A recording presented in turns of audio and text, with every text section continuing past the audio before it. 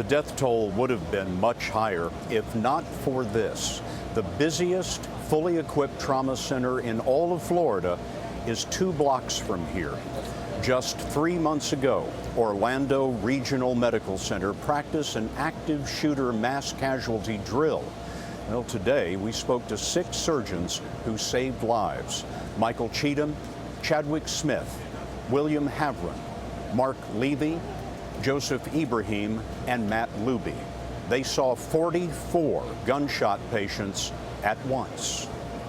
They brought the first patient in, and then they brought another patient in, and then they brought another patient in.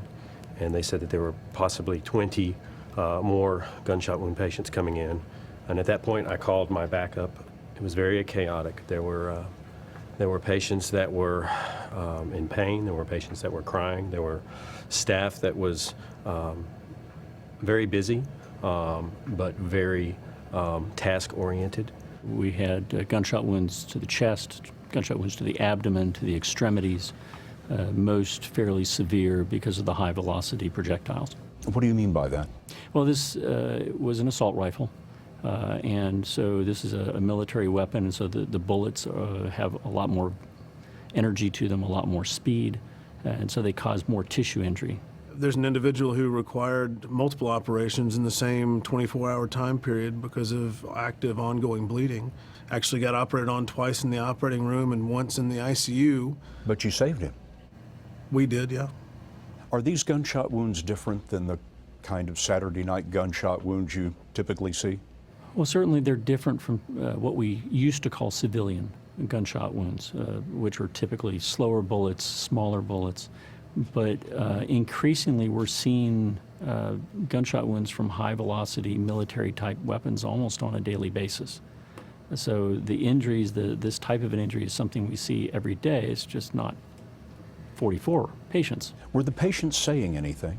Some of them were crying. Some of them were confused. And then the more critical patients obviously weren't saying anything. Many people were asking where their friends and where their loved ones were. Of the surgeries that you performed, does any patient stick in your mind? I think they all stick in your mind. I mean, after something this horrific, going from operating room to operating room, from patient to patient, I don't think any of us will ever forget this. This is not something that goes away. We had hundreds of family members in the lobby of the hospital, all clamoring to know how their loved one was. And I think the thing that has struck many of us is just the devastation to these families in not knowing for hours and hours because so many of the victims were still inside the club.